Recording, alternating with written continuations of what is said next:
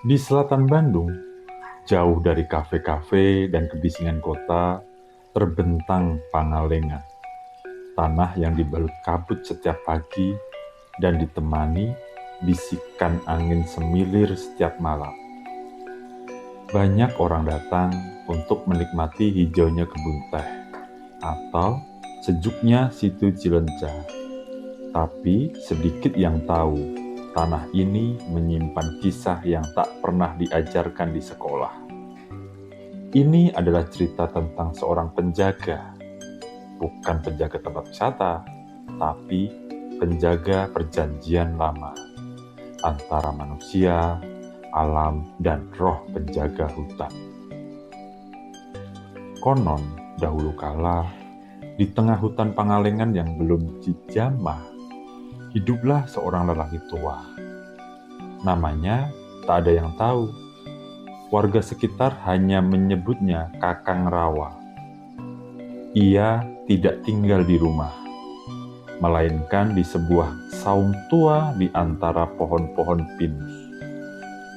Tak punya keluarga, tak pernah terlihat ke pasar, tapi tak ada satupun warga yang berani meremehkannya. Karena sejak Kakang Rawa tinggal di hutan itu, badai tak pernah datang, panen tak pernah gagal, dan hewan liar tak pernah masuk kampung. "Dia bukan manusia biasa," kata orang-orang tua. "Dia sudah menekan janji dengan penghuni hutan." Hutan Pangalengan bukan sembarang hutan. Ia bernafas, ia merasa. Dan siapapun yang masuk tanpa izin, pasti akan disesatkan. Banyak anak muda iseng masuk untuk membuktikan cerita itu salah. Tapi selalu saja mereka keluar dalam kondisi linglung atau tidak ingat jalan pulang. Kakang Rawa selalu tahu kapan ada yang hilang. Ia akan masuk ke hutan tanpa senter, tanpa peta.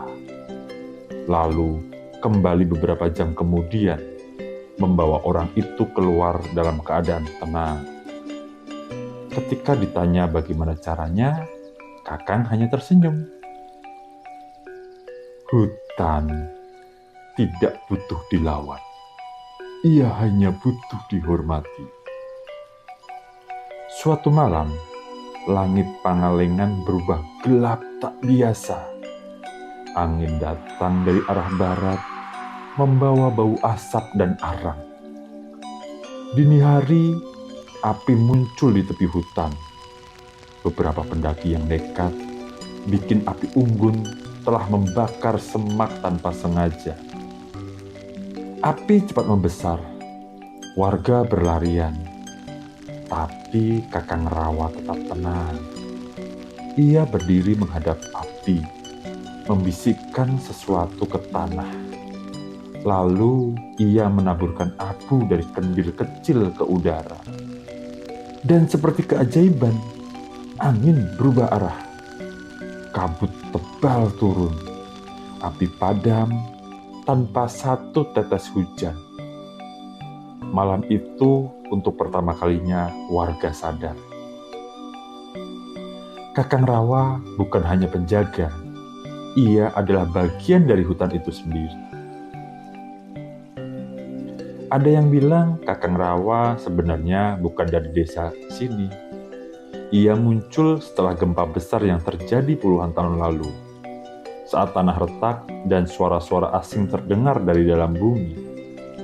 Dukun tua kampung mengaku pernah melihatnya bermeditasi di tepi situ Cilencah. Berbicara dengan bahasa Sunda kuno. Seperti sedang berbicara dengan sesuatu yang tak terlihat. Ia pernah membuat perjanjian, Kata dukun itu.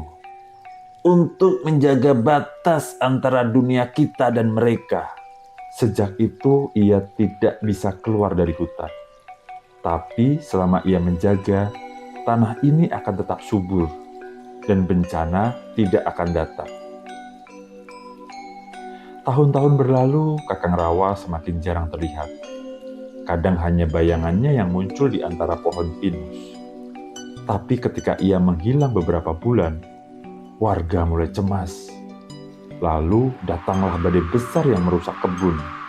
Listrik padam berhari-hari, air sungai tiba-tiba keruh. "Penjaganya telah pergi," bisik warga tua. Dan benar saja, saung Kakang Rawa kosong. Hanya tersisa kendi abu dan tulisan di kayu.